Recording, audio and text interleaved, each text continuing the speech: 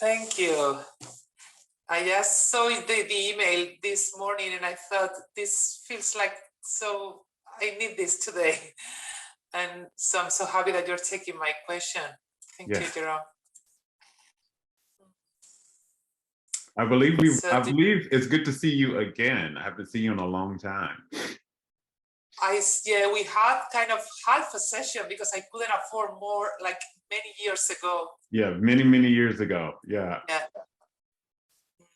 So how can I help you today? Since the first lockdown in 2020, right when the lockdown started or some days before, I experienced a huge shift in my energy, like for worse, like going into lower vibrations. And since then till now, even if now I'm doing better, my whole body has gone into a downward spiral, health-wise, and my whole being, in fact. It's been like to the point that I lost the desire to live. Now I'm feeling better in that sense, but it was like, I'm out of here. I don't want to be here. I don't want to experience this. I think many things were triggered from maybe past lives or whatever, lifetimes. And I haven't been able to go back to my previous health levels or previous emotional, mental states or energetic. My previous connection to spirit, like everything went down. And I'm still wondering, what do I really need to go beyond this phase? Okay. So if you can tell me your full name 3 times, please. Okay. Marina Fernández Lorente.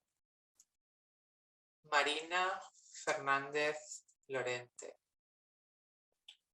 Marina Fernández Lorente. Thank you.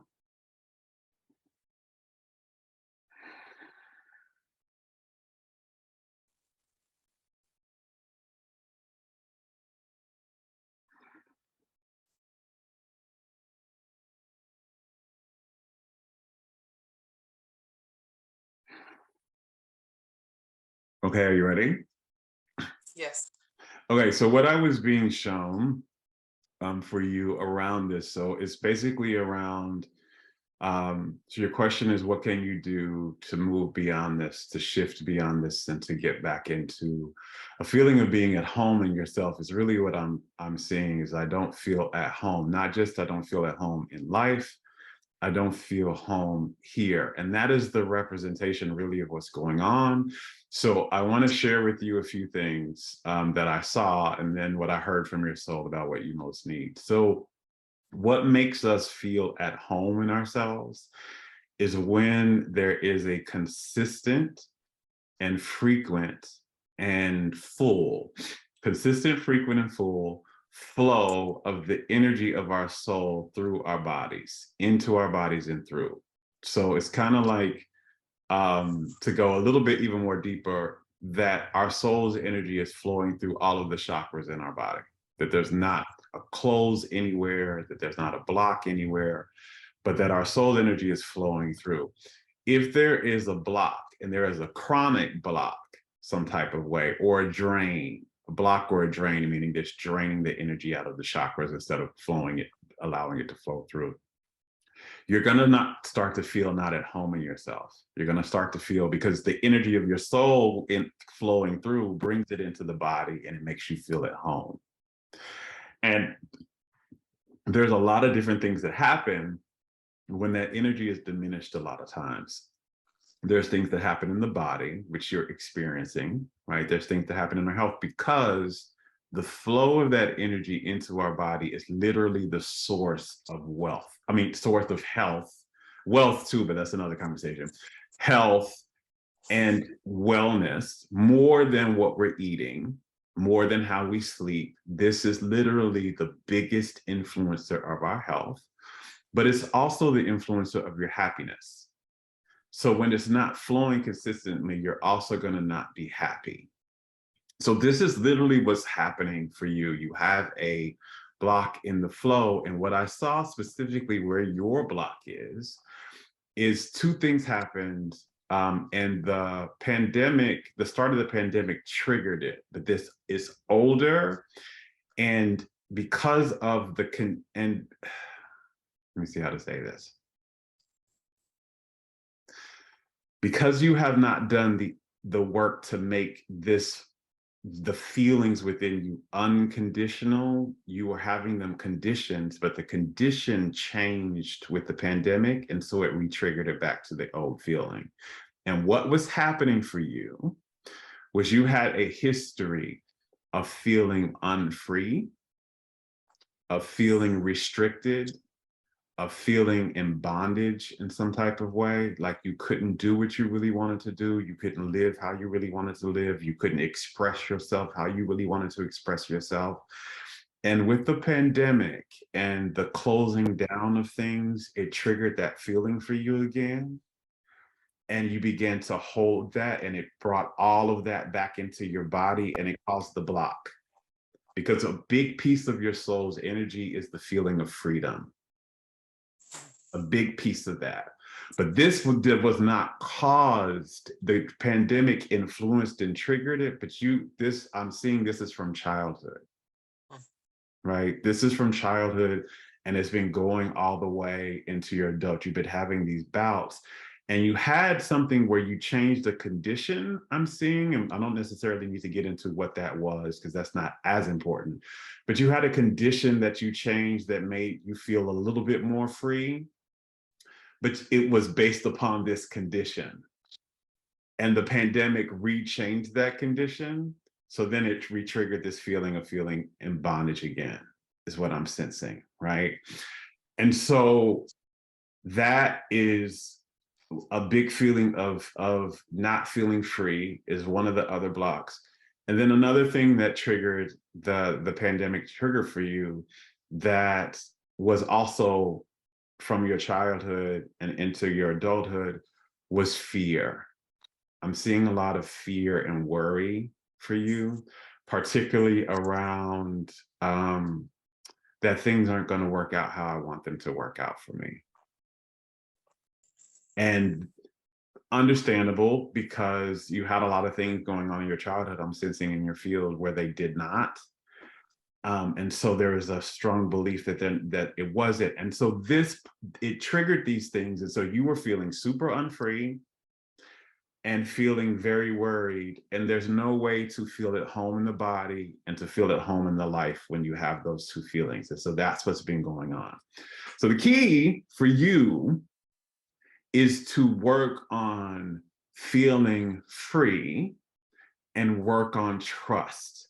So I want to give you one of my favorite mantras, because this is what's coming up I keep seeing it running across my head for you. So I want to give you one of my favorite mantras to say. And why I want to give this to you is because there's a part of this mantra that is going to relax your particular nervous system. Like, some of the mantras are too all the way up there and you can't attach to them, so your nervous system still stays in anxiety. But this one has the aspect that relaxes your nervous system a bit.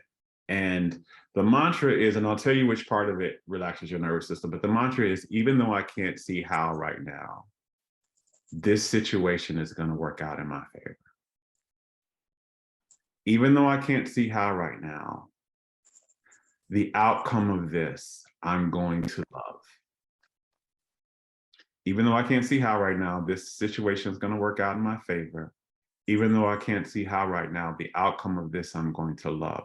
The part of this that's going to relax your nervous system is, even though I can't see how right now, even though it may not look like it right now, I can't look. Because when you've been doing them before, I've been seeing you've worked with affirmations before. When you've been doing them before, your nervous system gets caught into, but I can't see it. Yeah. So this, I can't see it. I'm not going to try and see it. But even though I can't see, even though what I'm looking out here looks a fucking mess, it's still going to work out in my favor. I'm going to trust that the outcome of this is going to be okay. That's the missing piece for you.